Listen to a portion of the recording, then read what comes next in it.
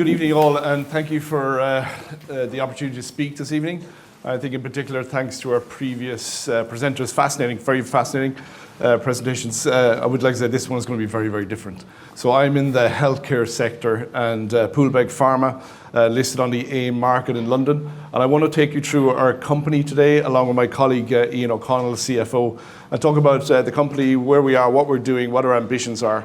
Talking to a pipeline. I think we've got a very exciting two programs that we're driving forward into the clinic that I want to speak with you about today.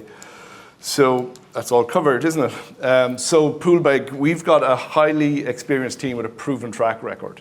I think we look back to our co-founder and executive chairman, Cathal Friel. He's done a number of these listings on the AIM market quite successfully on some of the companies over the years. We have built this company over the last number of years. We started out in infectious diseases and have kind of moved now into oncology, into the cancer space, and more recently then into the metabolic space, into GLP-1s. So a lot of interest from pharma companies on what we're doing. And I say this very frequently, but what gets pharma companies excited with small biotech companies like Poolbeg is generating human clinical data in patients. And that's where we're going to be in the next 6, 12, and 18 months. And I'll talk you through that. Multiple near-term clinical inflection points. We do, as a company, regularly update the market on what we're doing. And you'll see as we go through later on that over the next, as I mentioned, 6, 12, 18 months, we have a lot of activity in the clinical space with some very important data points coming through.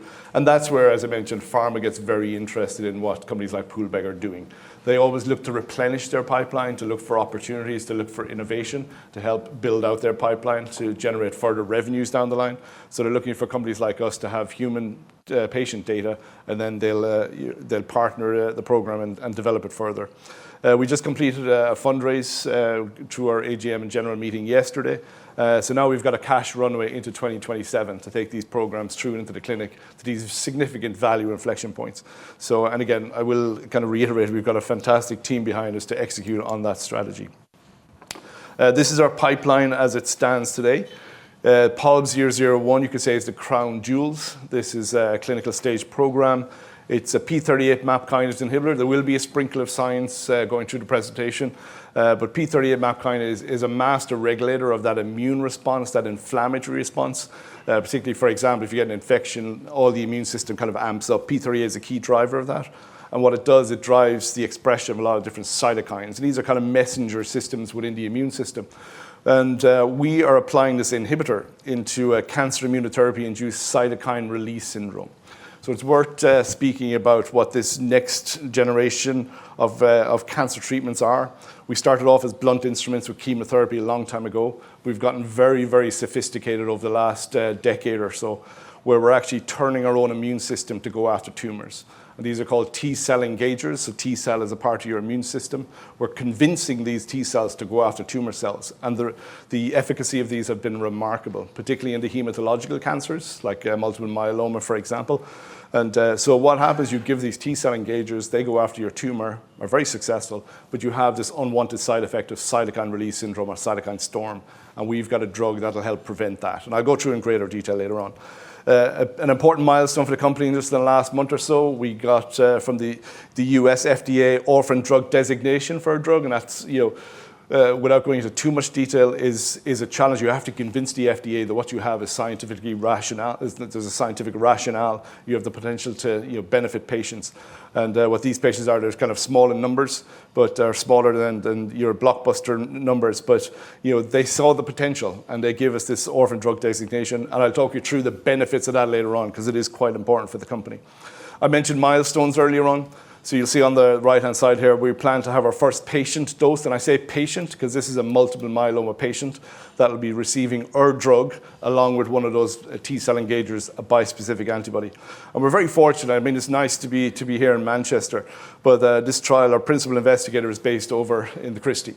So we'll be treating Manchester-based patients in our clinical trial come before the end of the year. This is an open label study. It's phase 2, so as I say, it's in patients. We'll have interim analysis in the first half of next year. So these are very quick clinical trials. And again, as a reminder, we're looking at the immune or the inflammatory response that the patients have for once they receive their cancer immunotherapy. So we're not looking for that tumor response, we're looking for that immune response. And that can be studied and identified very, very rapidly. And then we'll have the full top-line data readout in the second half of next year. So lots of news flow will be coming as we progress our clinical trial. The second program we have here is an oral encapsulated GLP-1s. And these are drugs, very interesting drugs that have been around a while, initially to treat diabetes. And then they saw the benefits of these GLP-1 receptor agonists to treat obesity.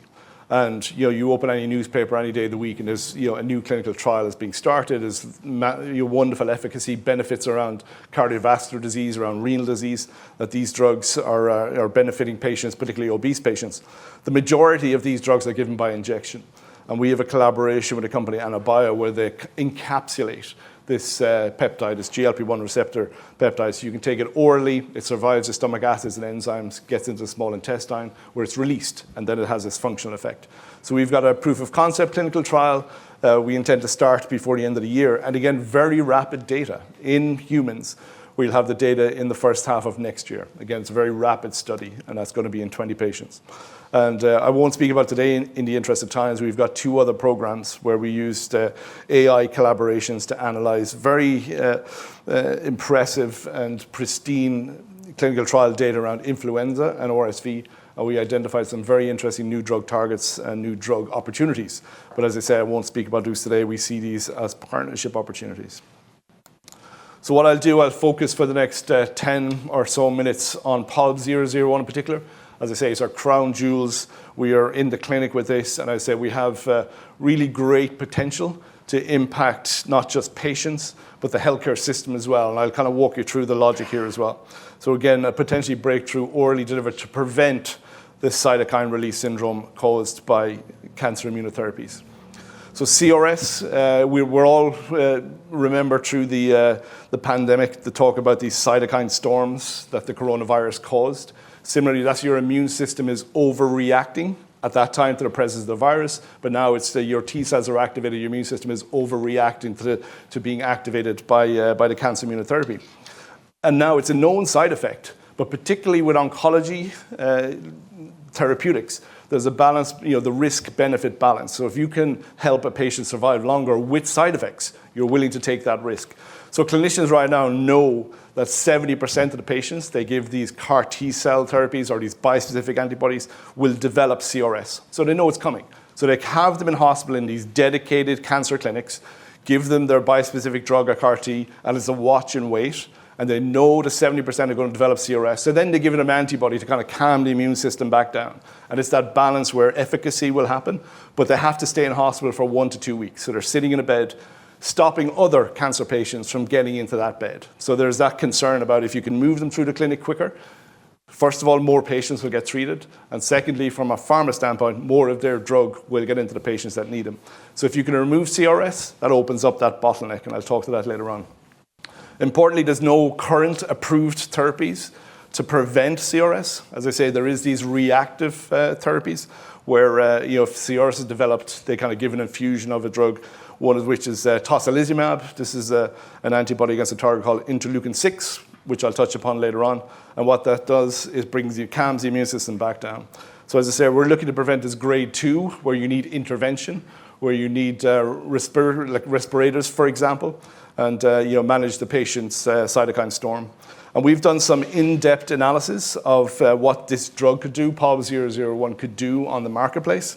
And as a standalone drug, POLB 001, given the size of these bispecifics and CAR T-cell engaging markets, we can see that we can, we're playing in a potential market size of $10 billion. And I'll go through that logic later on.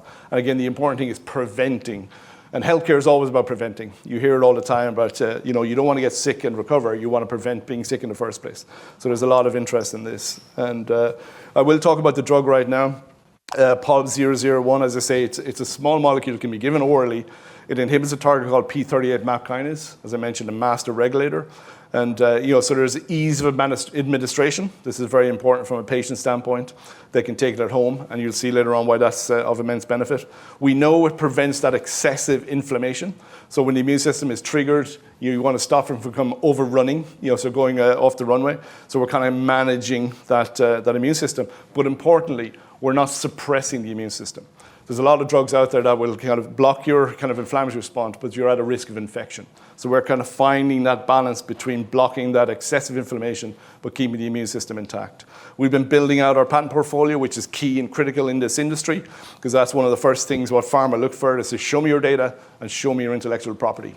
And that's we've been building that out in this particular space. And I mentioned we recently got FDA orphan drug designation, which gives us a certain amount of market exclusivity. Again, we've built out a lot of data sets over the last several years, so we're phase 2 ready to go into patients, and the team is working quite hard to pull all of our necessary documents and regulation together to get that clinical trial started before the end of the year. It's got a very favorable safety and tolerability profile. They say it's been in 97 or so humans to date. We know it binds to the target and inhibits it, and it blocks TNF-alpha, which is a key cytokine. We've shown this in 2 of our clinical trials to date. And as I mentioned, we have potent inhibition of interleukin-6 in particular, which is what the current standard of care goes after. So we just don't go after one cytokine, we go after multiple cytokines. So we're calming the immune system down. And again, being a small molecule drug, we have, as I said, ease of administration, and which again interests and excites the market and the pharma companies we've been speaking to. As I say, I will go through just very briefly here, actually, just 2 sets of data. This is, again, each of these kind of data sets is kind of like, more and more convincing with regard to we're on the right track, we're moving in the right direction. And we've got, in particular, this study, that was an important study to do to convince the FDA that we're on track to, we have an exciting drug to block CRS. So you'll see here the study, again, I won't go through in detail on this, but it's quite an important study. It's kind of standard study, you could say, in this area, where essentially you're using a mouse model. You take out their own immune system, you reintroduce a human immune system, so you're dealing with a human immune system in a mouse model. And what we've done here is that we've basically trigger CRS in this mouse. And we've put our drug on board and see what happens. And essentially on the left-hand side, the red bar you can see here, that is where we're triggering CRS with no drug on board. So you see the red bar has jumped up. So this is kind of CRS has developed in this mouse. And what we've seen here is 3 doses of our drug. We go low, medium, and high, just to kind of test the kind of efficacy across the board. And you can see in the light blue, the dark blue, and the green, we're seeing this the prevention of the CRS from occurring. And this is where, again, we're giving the drug in a preventive manner here. So we were very excited about this drug. We did test it against an anti-TNF antibody here in gray, and again, it matched it from that regard. So pretty important from a CRS score on the left-hand side. But when we dug a little bit deeper and looked at the biomarkers, looked at the actual cytokines that the immune system expresses, we see this dramatic reduction of interleukin-6, again, an important driver, and then on the right-hand side, TNF-alpha, across the different doses we've done. So we know, as I say, the drug works. This is in a mouse model. And that gave the FDA, as I say, confidence that, to give us that orphan drug designation. It was the last piece of the puzzle that they were looking for, that the drug works in this kind of preclinical model of CRS. So again, very excited about how we're kind of controlling that immune or inflammatory response to keep the immune system calm once it's been triggered. This is clinical data that we generated where we used human healthy volunteers. What we did here is that we gave, you see on the left-hand side, we gave them POLB 001 from day 0 all the way through. And we'll focus in on day 6 here. We give an IV infusion of LPS. Lipopolysaccharide is a fragment, a bacterial membrane fragment. And that triggers your immune system to say, hey, I'm being infected here. No, it's not being infected, it's just a fragment. But your immune system reacts. And what we're seeing here, you can see in the middle, the interleukin-6 levels. Without any drug on board, the gray bar, you can see the spike. So IL-6 kind of shoots up, your immune system is active. But with the lowest dose of POLB 001 on board, this is the green bar here, we're seeing a modest reduction in that reaction or that increase in IL-6. But when we gave the middle and high dose, the red and blue bars that are here, we're seeing this, again, suppression of the response. So it's blocking that immune system from responding to the presence of an LPS, say, as a trigger.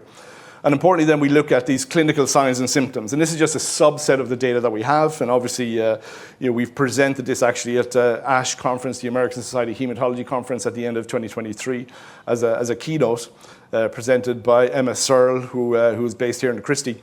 And again, we presented the clinical responses. And on the right-hand side, you can see here, you give this LPS, the immune system responds, you get this kind of mild fever, the heart rate rises, and again, as the immune system attempts to clear an infection. But again, what we're seeing here with the low, medium, and high dose of POLB001, we're seeing this kind of dramatic quelling or quenching of that increase in heart rate response. So again, it's very important we're controlling that immune system, that inflammatory response, which is, as I say, excellent data for us. And again, we presented this to the FDA, and again, plan to move this into the clinical study at the end of the year. And this is the clinical study we plan to move forward with. And as I mentioned, this will start before the end of the year. We're looking to put this into up to 30 patients, 30 multiple myeloma patients. These patients will receive a bispecific antibody that we're receiving free of charge from a large pharma company. We've presented to them several times, talked about our story, talked about the potential to prevent CRS that they know is an issue for their drug. And they've bought in and they've got internal approval, senior management approval to give us their drug to run our trial. So on the, as I say, starting before the end of the year, interim data next year, top line data at the end of the year. And I say delighted that Big Pharma have given those indications that they'll give us this drug for free. And as I say, I mentioned Emma Searle. There's 2 other clinicians here in the UK that will be involved in these clinical trials, and they're very excited to do so because it's a headache for them. It's a challenge to, say, look after these patients for an extended period of time in their clinics. They'd like to send them home. Their patients would like to be home. The patient's family would like them to be home.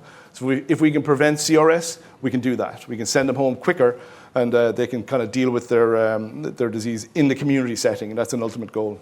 So I'd say what we're doing right now on the right-hand side, the trial design, 30 patients. They get, on day 1, a step-up dose, which is a kind of a micro dose of this bispecific antibody. On day 4, they get a greater, and again, it's managing that kind of immune inflammatory response. And then they'll get the full dose on day 7. And they'll have POLB001 4 days before this. They can take from home and then come into the clinic, get their drug, and go home. So there's this managing. And what we're trying to do, given the last slide that I presented, is keep the immune system calm, keep it under control. And then let the bispecific antibody do its job of eliminating and removing the tumor. So that's part of the plan here. So we're helping out very much so in that regard.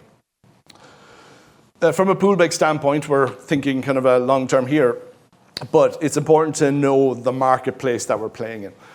I mentioned cancer immunotherapies have really come on leaps and bounds, using your own immune system to go after your own tumors. And you see the potential growth of these bispecific antibodies and CAR T cell therapies out to 2030 is a growth of revenue of 120 billion in this revenue generation from these drugs that are listed on the bottom. And you can see the list on the bottom. These are companies like Pfizer, like J&J, like Gilead. These are kind of marketed products. These are approved. There's a whole host of other drugs that are in their pipeline where CRS is also an issue. I was at the European Hematology Association conference in Milan 2 weeks ago, and every clinical trial, CRS is mentioned. The incidence of CRS is mentioned. And if we can reduce that level of CRS, as I say, then the patients can receive these drugs in the community. So as this market is growing, the need for management of CRS grows, and that's where POLB001 comes in. On the right-hand side, I mentioned our orphan drug designation. Again, important milestone for the company. This was granted by the FDA back in May. What it gives us is 7 years of US marketing exclusivity from approval. So again, this is something that pharma looks out for. Will they have a clear path to market this drug with no other competition? Again, other benefits such as waiver of application fees, special protocol assessments. Basically, you've got a fast track and kind of a red telephone into the FDA to kind of help you with as you move through your clinical trials to get this on the market as quickly as possible. So again, we see this as potentially the first approved preventative therapy for CRS, which again is a significant issue. The market itself, as I say, we've did an in-depth analysis last year with an independent company. They talked to a whole host of clinicians, key opinion leaders, payers, who'd ultimately pay for this drug. We looked at 2 drug types, multiple myeloma, diffuse large B-cell lymphoma. And in the US and in the European 5, that's about 500,000 patients by 2031, or 2030. So we looked at that number, and we just kind of saw what the marketplace could be from that. What could we charge for POLB001 to prevent CRS? Importantly, with the feedback we got from the clinicians, but also when we talked to pharma partners, is that not only can we sell POLB001 as a drug on a standalone, but if the patients are in the community, if they're more at home, they're not taking up the beds, more patients will come through the system. And as we'll see on the next slide, we'll see we're opening up this CRS bottleneck. We're opening up this bottleneck with these more patients can get the drug quicker. And so the big pharma companies not only can be selling POLB001, but they'll be selling a lot more of their own bispecifics and CAR T cell therapies. And as I say, we've talked to a lot of these myeloma specialists, Garrett Morgan in the US, again, very important to, talking about currently they're giving them specialist cancer centers, but obviously if you can remove the cancer centers, it goes broader. And Martin Kaiser, who's based down the Royal Marsden, is talking about removing that infrastructure, the need for that number of beds. It'd be great if they can get the patients through the system quicker and get them back home, back to the community. So again, we're as I say, as a first mover in this setting, we're pretty excited. I'll spend just a couple of minutes before I hand across to Ian on our second program. This is our orally delivered or oral encapsulated GLP-1. We know the excitement around the GLP-1 market right now. But we've got a clinical trial, again, very simple, very straightforward clinical trial to demonstrate a proof of concept or proof of technology that we can deliver this peptide, which normally if you give to people, it goes into your stomach, it treats it like it's a protein or a peptide, it just digests it, and it has no effect. So we're protecting it, we're micro-encapsulating it with, again, a known proven technology and putting it into healthy volunteers. And we're going to be working with Professor Carel Leroux, who is a global thought leader in this metabolic space. He's going to run the clinical trial at the University of Ulster, so we've been talking with the MHRA around that.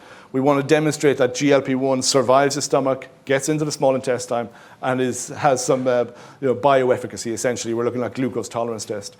We're looking at 20 volunteers for that. And this, again, will be a very rapid trial. Patients come in one day, get placebo, come in at day 2, get the drug, and then you do your analysis and readout, so you get your information very quickly. And we've laid a lot of groundwork with pharma companies doing this trial, and they're very keen to see the data sets here.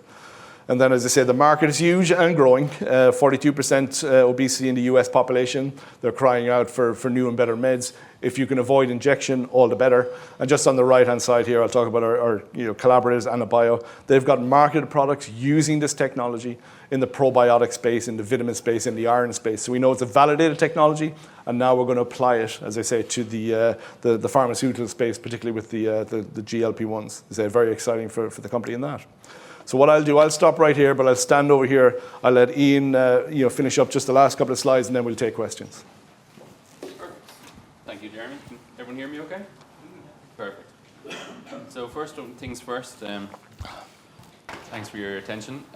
Pleased to walk you through some of our financial and strategic highlights as we enter what we think is a very exciting period for the company. Certainly.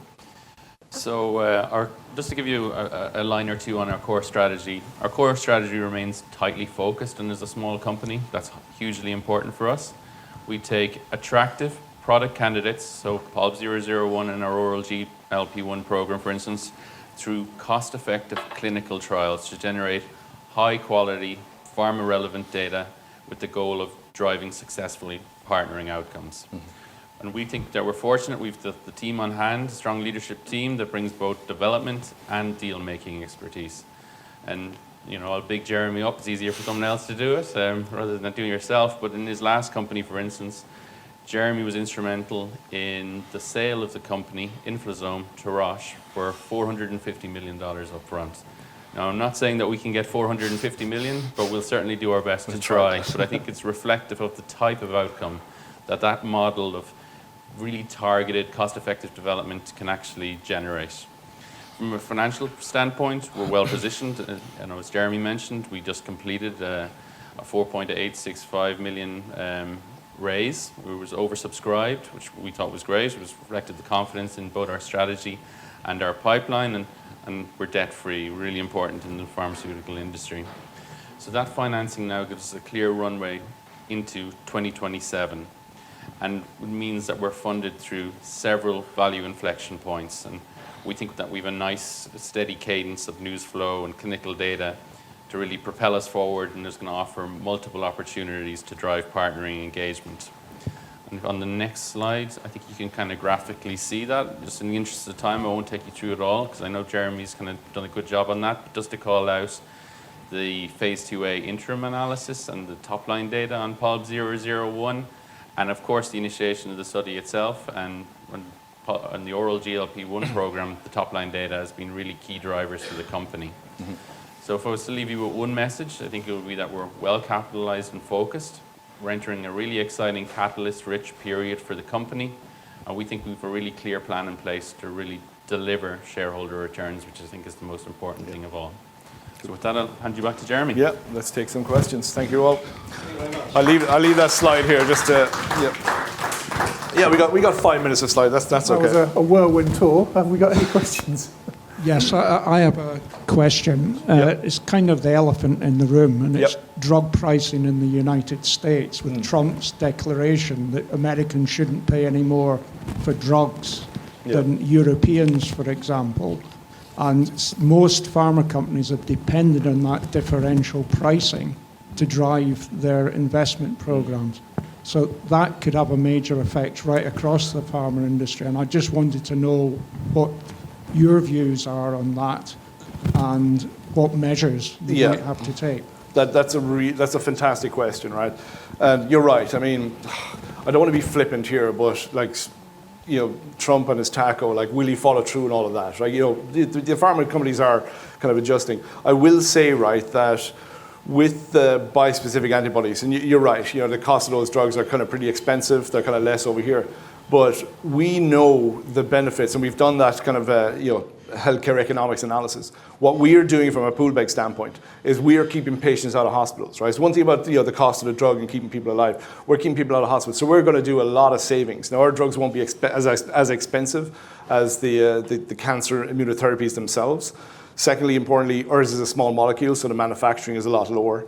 But we still think the price point that we're thinking is a global saving of keeping patients out of hospital. Because you're absolutely right. I remember, I used to live in the States in California. I remember when my son was born 22 years ago, the insurance company paid for it, but the bill was $25,000 for childbirth. It's like unbelievable. Over here it's a lot less, but like they do trade over. I don't think you're going to get kind of equity. As I say, I think it's going. The pharma companies will adjust. I think, but I think we, as in Poolbeg, are in a different system. We are saving a lot of money keeping patients out of hospitals, so the payers will pay for that. So as I say, it's more of we will price the drug accordingly. But with the pharma company we've spoken to, they're very excited about, as I say, they will sell more drugs themselves. And importantly, this is global. But I take your point on the overall kind of pharma sector. But I think we're in good shape when it comes to our cost savings. Okay, thank you. Thank you.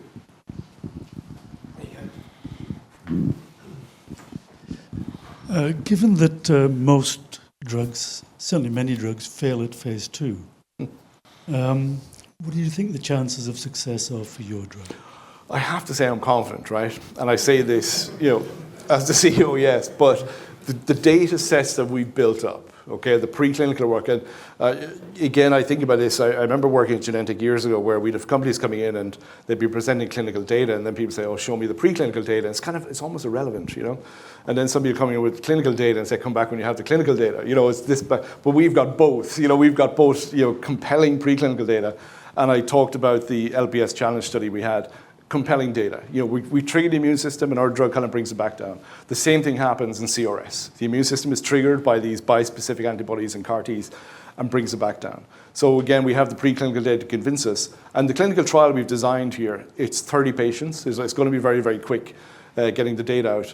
We've talked, I'd say, importantly from a partnering standpoint, we've talked to all the pharma companies. I was saying this to millennials last week, but I had a Rolodex, and you get this kind of blank look of kind of what's a Rolodex. But we've got all of the pharma companies, right? We've made the contact. We've described and explained what we've done and what we're about to do. And they're saying, great, come back with that patient data. So to get approval for deals in pharma, if you had patient data, not only have you de-risked the program, but you've increased the value. So we think that we're kind of, I think the trial itself will, as I say, if it mimics the LPS challenge study, it'll be a company maker, as Cathal always says, because it goes across. We're going to demonstrate it with one bispecific, but it's applicable to all of the bispecifics. It's applicable to all of the CAR-T cell therapies. So I have to say I'm confident, but I want to see the data. I'm a scientist. I'm a trained scientist. It's great to have aspirations, but you take risks in this industry, but these are informed risks. So I think we're excited about the trial we've designed and excited to see the data, but I have to say I'm confident. It's a good answer. Not too long-winded. Not too long-winded. I'll ask you offline in terms of putting that answer into percentages. However, I am reassured by the fact that you have the beginnings of a dose-response curve. Yeah. And that's key going into this. So No, it is true. It is true. I We know think that window. that is key. Yeah. It's a good point. If I can kind of elaborate on that, I won't go back to the slide, but if you saw the medium and high dose, your responses that we had in the clinical trial, that was 70 mgs given twice a day and 150 mgs given twice a day, and they were kind of overlapping, right? And we were thinking to ourselves, do we just go with 70? Because the FDA is very cautious, right? They're kind of saying, go that minimal effective dose. That's where they want you to go to. But we have such an impressive safety profile, we could go to that higher dose just to kind of ensure, and I'd say there is a difference, say, LPS with, CRS response, but we're getting in there. The important thing is that we're getting in there before it even starts. So it's not like you're there, kind of, you got a cytokine storm, let's treat it. You're preventing it from the first place. So we're thinking the highest dose, twice a day before you give the bispecifics, and we think that should keep everything calm and under control.